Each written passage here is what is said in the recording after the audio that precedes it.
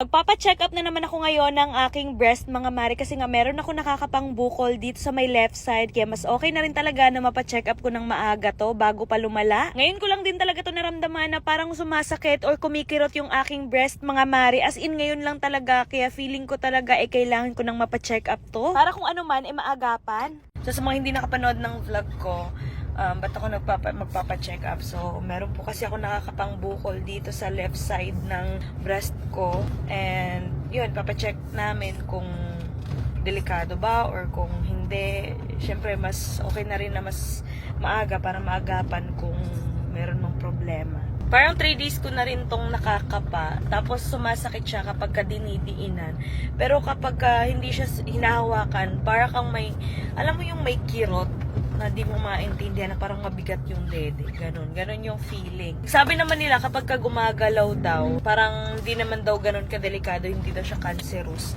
Pero kapag hindi daw gumagalaw, yung steady lang yung parang bukol niya, yun yung parang delikado. Pero sa akin kasi hindi ko ma-identify kung gumagalaw siya or hindi. Kasi maraming mga parang bilog-bilog kasi sa breast ng babae na parang normal lang. Pero yung sa akin kasi parang siyang jolly na pagka dinidiinan siya is masakit. So yun na nga mga mare, pumunta nga ulit kami dito sa OB ko kung saan ako magpapa-check up. Dahil nga kahapon hindi ako nakapagpa-check up dito dahil wala nga siya, dahil meron siyang CNS. So yun, bumiyahin na nga rin kaagad kami papunta dito mga mare. Tapos sakto naman pagkarating namin dito, ayan, nag-fill up na nga rin kaagad ako ng form. Medyo napaaga nga rin ako ng pagpunta mga mare kasi nga pang 3 ko. Tapos pagkarating ko nga sakto marami na namang mga dumating na mga patients, buti na lang talaga pang 3 ako. So yun, binipi na nga rin kaagad ako mga marit sa mga oras nga na yan. Talagang nag-iisip pa rin talaga ako kung delikado ba tong nakakapakong bukol dito sa aking breast. Hindi naman talaga may iwasan nakakabahan ka or mag-overthink ka. Meron din kasi kaming pamilya na merong breast cancer mga mare. So yun din talagang isa sa nagpapa-overthink sa akin. Kung naalala nyo dati yung vlog ko na meron akong binisita na tita ko na may breast cancer, wala talaga ako ibang dinarasal mga mare na sana normal lang lahat ng to at sana wala lang talaga to. And after ko nga pala magpa-BP mga mare, umupo na nga rin kaagad ako at hinihintay na nga lang din pala namin dyan si Doc na dumating.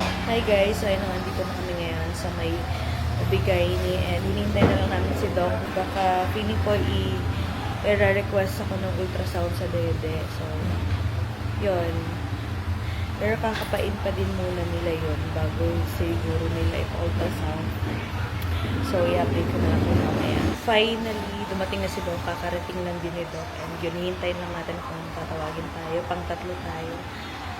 So, kinakabahan ako pero laban lang. And finally, mga mare, ako na nga yung tinawag. Kaya naman pumasok na nga rin kaagad ako dito sa loob. At chinek up na nga rin kaagad ako ng aking OB-GYN. Tinanong niya nga rin sa akin kung meron ba kaming history, kung meron ba kaming breast cancer sa pamilya, kung anong nangyari, kung bakit masakit, ano yung sumasakit, saan banda yung sumasakit, ganon. So yun, after niya makuha yung mga details, dinala na nga rin kaagad ako dun sa may maliit na room mga mare para ma-check or makapanido kung meron ba talagang bukol. So yun, sabi niya nga, meron nga daw siya mga nakakapang maliliit na bukol kaya mag-undergo nga ako ng ultrasound. Dire-request niya ako na ipa-ultrasound etong breast ko. Anyway, update ko na lamang kayo mga mare after ko makapagpa-ultrasound.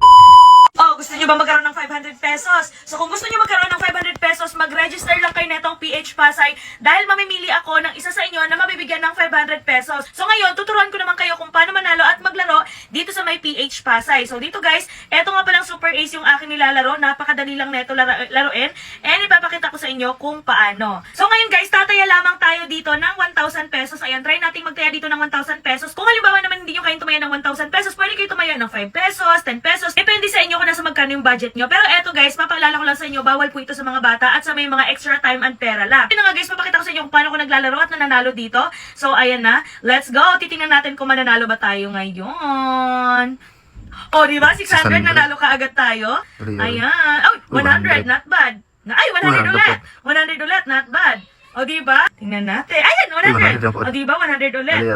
Pila po isang 400! 400! Nanalo ulit tayo 400! Natin ko na. Ay, 600! 600! 600 pila. Wala! 5,000! Wala, ang laki! 5,000! 5,000 wala. 50! Hala! Tumas sa 5,000 OMG, ang laki! Ayun na. I-withdraw ko na to after na tong laro na to. Ay! 2-4! Oh my God! 2-4! 1,000! Oh my God! 1,000! Ay! 1,2! Ala, sunod-sunod yung panalo natin! Sunod-sunod yung panalo natin! Wait lang, i-withdraw na natin to guys bago pa mawala. Ayan, i-withdraw na natin to guys. So yun guys, kapag nanalo na kayo, i-withdraw nyo na kaagad para panalo na rin kayo kaagad. Ayan. So sa mga gusto manalo at maglaro, mag-register lang kayo. Nasa comment section ang link. So sa mga nag-register, meron kayong 500 pesos. Mamimili ako kung sino yung mabibigyan neto. Kailangan may proof dyan sa comment section. Kaya ano pa hinintay nyo, mag-register na kayo.